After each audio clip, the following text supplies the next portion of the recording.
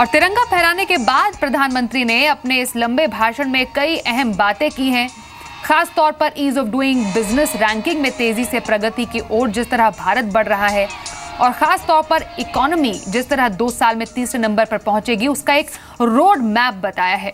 कुछ मुख्य बातों में गांव में बिजली पहुंचाने का काम किया। 10,000 गांव में अब तक बिजली पहुंचाई गई है। एलईडी बल्ब से खास तौर पर 2.25 लाख रुपए करोड़ की बचत की गई है। 3.5 रुपए वाला एलईडी बल्ब जो है 50 रुपए में बांटा जा रहा है। साथ ही 77 करोड़ एलईडी बल्ब बांटने का भी संकल्प किया गया है। 77 करोड़ एलईडी बल्ब से 20,000 मेगावाट्स बिजली बचेगी। ये योजना थी सरकार की तरफ से। पीओके में खास तौर पर जितने लोग हैं वहां पर उनका शुक्रिया अदा किया और पड़ोसी मुल्कों की तरफ थोड़ा इशारा करते हुए कहा कि हमारी विदेश नीति तो हमेशा पड़ोसी देशों की अहमियत ही देखती है। गोलियां जरूर बरसाई जाती है, लेकिन हम तमाम पड़ोसी मुल्कों को कहेंगे कि जो गरीबी की समस्या है कम से कम उसे साथ मिलकर तो दूर करना चाहिए। तो तमाम मुद्दों पर, तमाम मोर्चे पर बातचीत आज प्रधानमंत्री नरेंद्र मोदी ने की है और इन सभी एस्पेक्ट्स पर बात करने के लिए हमारे साथ एक बहुत ग्रैंड पैनल है। हमारे साथ बीजेपी से स्पोक्स पर्सन नरेंद्र तनेजा जी हैं, डिफेंस एक्सपर्ट कमर आघा हमारे साथ हैं, Indian institute of foreign trade के प्रोफेसर राकेश मोहन जोशी हमारे साथ हैं, सीनियर इकोनॉमिस्ट राम उपेंद्र दास, फॉर्मर डिप्लोमैट अचल मल्होत्रा, डिफेंस एक्सपर्ट कमर आघा भी हमारे साथ हैं। इन सबसे बात करते हैं। नरेंद्र तनेजा जी, 15 अगस्त के इतिहास में सबसे बड़ा लंबा भाषण प्रधानमंत्री नरेंद्र मोदी का, काफी सारी बातों पर उन्होंने आज ध्यान केंद्रित किया है और सबसे महत्वपूर्ण बात गरीब परिवारों के लिए, जो बिलो पॉवर्टी लाइन है, उन परिवारों के लिए सालाना मेडिकल खर्चा 1 लाख रुपए तक का ऐलान की बात कही गई है। बड़ी योजनाओं में मानते हैं आप इसे? बहुत बड़ी योजना। देखिए, अक्सर हमारे देश के अंदर ये बात उठती रही कि हेल्थ एंड एजुकेशन, उसके ऊपर तमाम भी बातें होती रही कि भाई जब से हमको आज़ादी मिली उसके बावजूद बहुत सारे लोग जो हैं वो हेल्थ और एजुकेशन के मसले में देखा जाता है, ख़ासतौर से वो गरीबी रेखा के नीचे, वो वंचित हैं। अब जिस तरह की ये योजना, मुझे लगता है ये क्रांतिकारी योजना है। इससे आप ये देखेंगे, एक तरफ तो पूरा मेडिकल सेक्टर जो है उसके अंदर परिवर्तन आएगा, दूसरे लोगों के अंदर जो एक असहायता थी, ये होता है हेल्पलेसनेस जो होती है, मायूसी जो आ जाती है उसको लेकर के, पूरी ज़िंदगी को लेकर के, वो काफ़ी हद तक जो है उसको एड्रेस किया जाएगा। लेकिन साथ में हमको देखना पड़ेगा, अगर आप पूरे भाषण को उठा करके देखते हैं, जो हमारे देश की तमाम आज चुनौतियाँ हैं, साथ में हमारे देश के आसपास जो मुल्क भी, खासतौर से कुछ एक मुल्क हमारे को चुनौती दे रहे हैं, जिसका प्रधानमंत्री ने सार्क के रूप में जिक्र किया, टेररिज्म के नाम में जिक्र किया और जरा गौर फरमाइएगा माओइज्म के नाम में भी जिक्र किया, वहां भी बहुत सारा इशारा है। तो कुल मिला, और उसके साथ में जिस हिसाब से हमारे देश की जो मूल जो चीज़ें हैं उनको फोकस किया, मैं आपको दिखाऊंगा, जो अगर आप देखें ध्यान से, प्रधानमंत्री ने बिल्कुल स्पष्ट किया कि खाली आर्थिक समृद्धि से देश जो है वो मजबूत नहीं होता, जब तक कि समाज को हम एम्पावर्ड नहीं करेंगे, सशक्त नहीं करेंगे। पिछले काफ़ी सप्ताह से बल्कि हम देख रहे हैं इस बात को लेकर के बहस हो रही है, तमाम चीज़ों को लेकर के, कहीं पे जो हिंसा हुई है, कहीं पे दलित मुद्दे को लेकर बातचीत चल रही है, कुल मिलाकर के। और ये कहा जाता था कि भाई काफ़ी फोकस जो है वो इकोनॉमी पे चल रहा है। बिल्कुल स्पष्ट किया प्रधानमंत्री ने आज कि खाली इकोनॉमिक डेवलपमेंट से देश मजबूत नहीं होता, जब तक समाज जो है वो फुल्ली एम्पावर्ड नहीं होगा और सशक्त नहीं होगा। और एक बात मैं और यह कहना चाहूँगा, यह बड़ी तरीके से, बिना किसी तरीके का, आप देखिए तो एक तरह का एग्रेशन लाए हुए, बिल्कुल प्रधानमंत्री ने स्पष्ट किया है कि जो टेररिज्म है वो समस्या है। साथ में ये भी आह्वान किया है, बहुत बड़ा आह्वान है, जबकि पाकिस्तान ने स्वतंत्रता दिवस पर आह्वान क्या करा, उन्होंने आह्वान वो करा कि टेररिज्म को एक तरीके से उन्होंने प्रमोट किया, उन लोगों को ग्लोरीफाई किया जो टेररिस्ट। लेकिन हमारा जवाब क्या रहा? हमारा जवाब, प्रधानमंत्री ने लाल किले जैसे महत्वपूर्ण स्थान से यह कहा है कि सबसे बड़ा दुश्मन हमारा इस पूरे सार्क कंट्री, दक्षिण एशिया के अंदर गरीबी है और तो गरीबी को एड्रेस दूर करना होगा। यह महत्वपूर्ण बात यहां पर की गई है। इस वक्त हम एक और हमारे मेहमान, 2 खास मेहमान हमारे साथ जुड़ गए हैं। कांग्रेस से जेपी अग्रवाल जी हमारे साथ हैं और defence expert BD Mishra ji, आप दोनों का भी बहुत स्वागत है इस डिस्कशन में। जेपी अग्रवाल जी, 1.5 घंटे का प्रधानमंत्री का भाषण रिफॉर्म, परफॉर्म, ट्रांसफॉर्म, ये उन्होंने एक मूल मंत्र बताया है सरकार का। आपको लगता है पूरा जो भाषण है उसमें ये मंत्र साफ निकल कर आया है और जिन योजनाओं का उन्होंने ऐलान किया है वो बहुत महत्वपूर्ण आपको लगती हैं?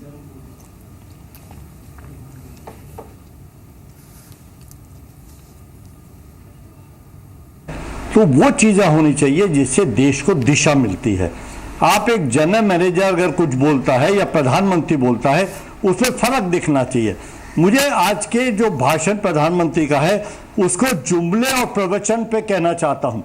ना तो महिलाओं पे जो अत्याचार हो रहा है उस पर वो बोले, ना जो आतंकवाद है उसको खत्म करने के लिए क्या करेगी सरकार उस पर वो बोले, ना जो इनके इंटर स्टेट रिलेशन है जो आज बिल्कुल खत्म हो गए आपस में, ना उसके ऊपर कुछ बोले, ना जो सैनिक हमारे मारे गए आतंकवाद में उसके ऊपर कुछ बोले, ना उन्होंने रोजगार के ऊपर बोले, जिस तरह बुरी तरह किसान आत्महत्या कर रहे हैं ना उसके ऊपर बोले, जो इनकी सरकारें करप्शन में फंसी जिसमें मध्य प्रदेश है, राजस्थान है और रमन सिंह जी की सरकार है, ना उसके ऊपर कुछ बोले। मुझे लगता है प्रधानमंत्री ने चीज़ों से बचने की कोशिश की। आज कश्मीर के हालात इतने बुरे हो रहे हैं कि 1 महीने से वहाँ हिंसा बंद नहीं हो रही, प्रधानमंत्री उसके ऊपर कुछ नहीं बोले। तो प्रधानमंत्री अगर बोल रहा है या प्रधानमंत्री के स्तर का व्यक्ति कुछ बोल रहा है और लाल किले के प्राचीर से बोल रहा है तो दुनिया को दिखाई देना चाहिए कि हम मजबूत हैं, हम कमजोर नहीं है। अगर आप उन मुद्दों से भटकना चाहते हैं, भागना चाहते हैं तो मुझे नहीं लगता हम सही दिशा में सोच रहे हैं। जी नरेंद्र जी, मैं ये अग्रवाल साहब, पहली बात तो आपको स्वतंत्रता दिवस मुबारक हो। हमारे देश में एक परंपरा रही है कि 26 जनवरी और 15 अगस्त को देश का प्रधानमंत्री बोलता है, तो हम लोग थोड़ा राजनीतिक से हट करके, राजनीतिक दल की जो दल उससे हट करके देखते हैं। लेकिन जितने आपने पॉइंट गिनाए हैं उन सब पॉइंट पे दरअसल प्रधानमंत्री बोले हैं। अगर ये एंकर जी महोदय मुझे समय दें तो मैं गिनाता हूं। हर विषय पे बोले। मेरा सिर्फ आपसे एक आग्रह है वो ये कि ये 15 अगस्त है और साथ में उसके साथ में थोड़ा सा ध्यान से स्पीच को देखिएगा। सब मुद्दे को पॉजिटिव तरीके से एड्रेस किया गया। जब किसान की बात हुई, जब इरिगेशन की बात हुई कि क्या वजह है आजादी के इतने साल बाद भी जो किसान के लिए सबसे बड़ी चुनौती वो सिंचाई की है, माइक्रो इरिगेशन। अच्छा देखिए उन्होंने उसकी बातचीत करी।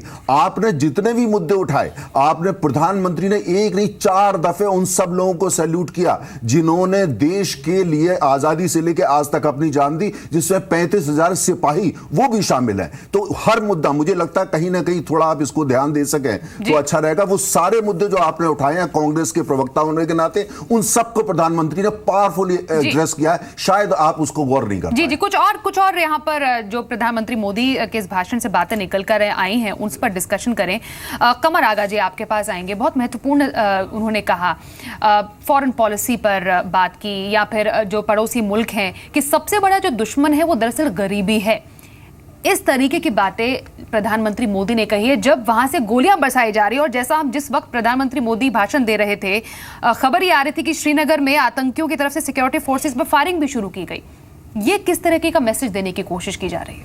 देखिए, उन्हीं ने सबसे ज़्यादा जोर जो दिया वो गरीबी, जैसा आपने अभी बताया, और उसका उन्हीं ने उससे बचने का तरीका भी बताया कि गरीबी तभी दूर हो पाएगी जब सब पूरा इस क्षेत्र के जितने भी देश हैं ये मिल के काम करें उसके ख़िलाफ़। इसलिए कि छोटे छोटे बहुत से देश हैं और वो गरीबी से निकल नहीं पा रहे हैं अकेले इंडिविजुअली। तो बेहतर ये होगा कि उनको सबको मिल के एक प्लान बनाएं और एक डेवलपमेंट का जो मॉडल है इंडिया के पास, इंडिया का है वो एक मॉडल, उस मॉडल पे चला जाए। तब इकोनॉमिक इंटीग्रेशन अगर इस क्षेत्र का होता है तो मुल्क तरक्की करेगा। और यही नहीं बल्कि इस पूरे क्षेत्र का इंटीग्रेशन जो है साउथ एशिया का, सेंट्रल एशिया से एक तरफ हो और दूसरी तरफ साउथ ईस्ट एशिया से हो, तो ताकि तमाम सारे देश एशिया के तरक्की कर पाएंगे।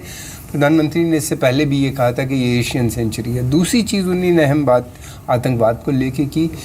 इंटरनल हिंदुस्तान के अंदर जो आतंकवाद चल रहा है माओवाद वाला, उसकी भी बात की कि वो भी ख़त्म होना चाहिए और जो बाहर से आ रहा है वो भी। और बहुत सटल तरीके से उन्हीं ने पाकिस्तान को भी एक मैसेज जी। दे दिया। गिलगिट बल्तिस्तान और ऑक्युपाइड टेरिटरीज जो हैं, देखा जाए तो ये बलूचिस्तान, गिलगिट, बल्तिस्तान और कश्मीर के दूसरे हिस्से जो हैं, जो यानी ये तीन के तीनों चारों एरिया जितने भी हैं ये सब ऑक्युपाइड हैं। इसलिए कि बलूचिस्तान को भी पाकिस्तान ने ऑक्युपाई किया था। एक तरफ तो कश्मीर के ऊपर उसने आज़ादी के फ़ौरन बाद कब्ज़ा कर लिया था एक पार्ट पे जम्मू एंड कश्मीर के, 1 साल के बाद फिर उसने बलूचिस्तान के ऊपर भी अटैक करके वहाँ की सेना भेजी थी और इसलिए कि बलूचिस्तान के लोग आज़ादी मांग रहे थे, वो पाकिस्तान के साथ जुड़ने जी, जी। पे तैयार नहीं थे। तो मैं समझता हूँ मिला के उन्हीं ने बड़ी सटल तरीके से वार्निंग भी पाकिस्तान को दी। एक सटल वार्निंग दी गई है। बीडी मिश्रा जी, आपके पास मैं आऊंगी। जिस तरीके से प्रधानमंत्री मोदी ने कहा कि बलूचिस्तान, पीओके, गिलगिट, यहाँ पर जितने भी लोग हैं उन्होंने सद्भावना व्यक्त की है, उनसे बातचीत हुई है, लेकिन उसका जो हम एक आफ्टरमाथ या आफ्टर इफेक्ट देख सकते हैं वो हमने पिछले 2 दिनों में देखा, किस तरह सीमा पार से सीज फायर का उल्लंघन किया गया। कहीं ना कहीं ये पाकिस्तान की तड़प दिखाता है और कहीं ना कहीं ये मैसेज देने की कोशिश की जाती है कि हम बिल्कुल बातचीत को तैयार नहीं है, लेकिन यहाँ से जब हम बातचीत करते हैं तो प्रधानमंत्री बहुत ही सटल तरीके से एक वार्निंग देने की कोशिश करते हैं।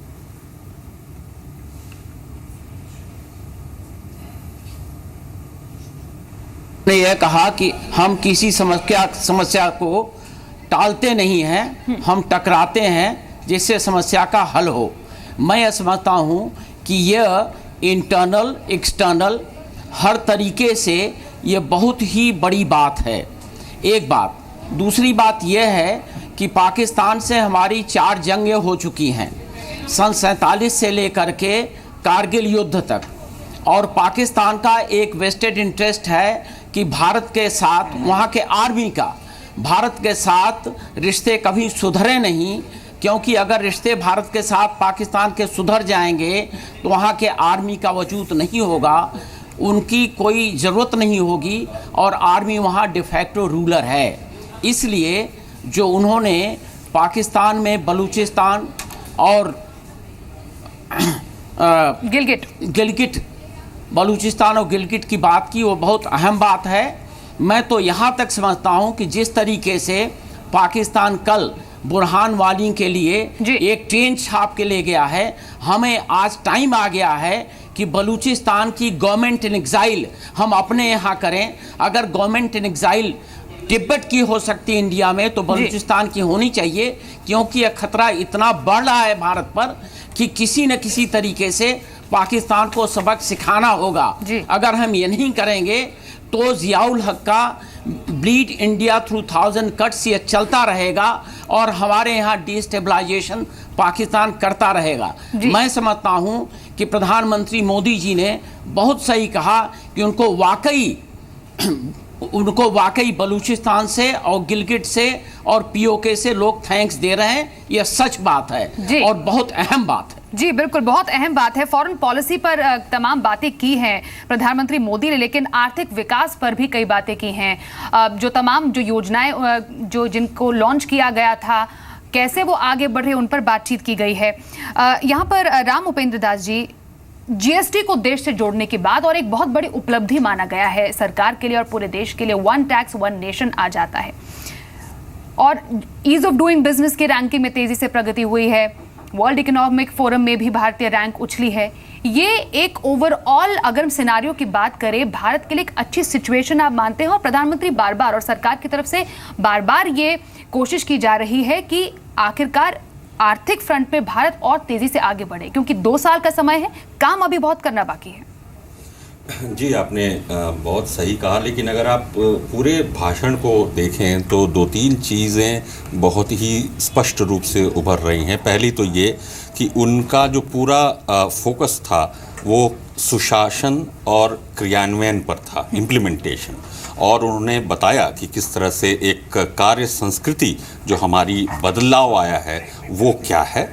दूसरी बात, उन्होंने आर्थिक और सामाजिक दोनों का जो एक आपसी संबंध है वो भी बताया। और जीएसटी तो अपने आप में एक बहुत अच्छा उदाहरण है, जहां पर प्रधानमंत्री आज उस मुद्दे को जिस तरह से उठाए, वो उदाहरण इसी बात का है कि हमारी लोकतांत्रिक व्यवस्था में सब लोग अब मिल कर के समाज और अर्थव्यवस्था के इंटरेस्ट में जो चीज़ें ज़रूरी हैं सब लोग मिल करके उसमें योगदान दें। और आज मुझे लगा कि प्रधानमंत्री का भाषण भारत के प्रधानमंत्री के रूप में था, ना कि किसी एक विशेष दल के रूप में। जी बिल्कुल, प्रधानमंत्री के रूप में था। और इसी पर मैं राकेश मोहन जोशी जी आपका भी रिएक्शन लेना चाहूंगी। 1.5 घंटे के इस भाषण में कई बातें प्रधानमंत्री मोदी ने जरूर की, लेकिन अगर इसका एक सार निकाला जाए तो आपको एक बड़ी उपलब्धि इसमें क्या लगती है?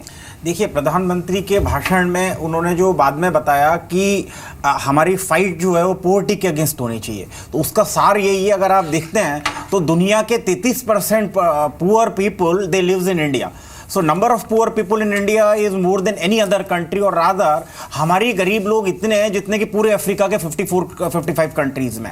तो इसलिए it is very important to tackle the poverty.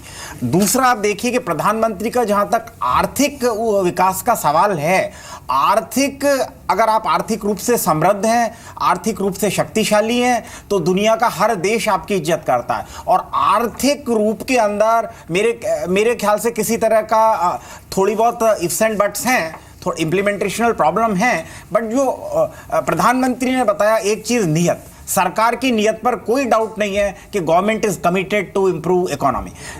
GDP के अंदर निश्चित रूप से बढ़ोतरी हुई है, और प्रधानमंत्री ने बहुत स्पष्ट किया कि हमारी जीडीपी की ग्रोथ, उन्होंने नाम तो नहीं लिया लेकिन ये सच है कि चाइना से भी ज़्यादा है और आगे वाले टाइम में is going to improve. Infrastructure में निश्चित रूप से जो उन्होंने बताया कि 100 kilometre the road line, ease of doing business, या इंडिया के साथ कोई भी द इकोनॉमी को आगे बढ़ाने में, वो मैन्युफैक्चरिंग सेक्टर हो या एक्सपोर्ट हो या इवन जीडीपी हो या ट्रेड हो, इंडस्ट्री की वाइबिलिटी हो, ईज ऑफ डूइंग बिजनेस हो, infrastructure is a big bottleneck. वो आपको भी पता है, शायद आप घर से आए होंगे, 1-1.5 घंटा लगता है आने में। उसके ऊपर निश्चित रूप से जो है ना सरकार ने काम किया है, और उस काम के अंदर सड़क हो, रेल हो, एयर हो और शिपिंग हो। शिपिंग के अंदर सरकार बहुत बड़ा काम करने वाली है। They have got big plans which I think we have been working for that. Ease of doing business एक दूसरी चीज है। प्रोसीजर का सिंप्लीफिकेशन निश्चित है, उसका हर आदमी पे प्रभाव है, और उसको प्रधानमंत्री ने कवर किया। एक छोटी सी चीज देखिए कि अभी मान लो हम अमेरिका से आए, पहले वहां पे फॉर्म भरना पड़ता, even Indians had to fill that immigration form, he has done away with that. So the implication is going to almost everybody. इन्होंने बताया इंप्लीकेशन, ट्रांसपेरेंसी और जल्द से जल्द काम हो जाए। ये कई बातों में पासपोर्ट का उन्होंने जिक्र किया, रेलवे के लिए लाइनें जो लगानी पड़ती उसका जिक्र किया। तो कई ऐसे मोर्चे हैं जिन पर काम बहुत आसान हुआ है। कॉम्पिटिटिवनेस, और अगर ये चीज बढ़ेंगी तो इसका प्रभाव आएगा 1-2 साल में। लेकिन जो दूसरी चीज उन्होंने की कि the government has to be very compassionate, and the second thing is accountability of the government. तो accountability, government is compassionate, there is no doubt about it, but accountability of government in case of implementation is yet to be seen, and I think it is the prime minister mechanism they have to monitor. In case he is successful in monitoring that, there is no doubt that India सरकार की तरफ से हमेशा रहती है।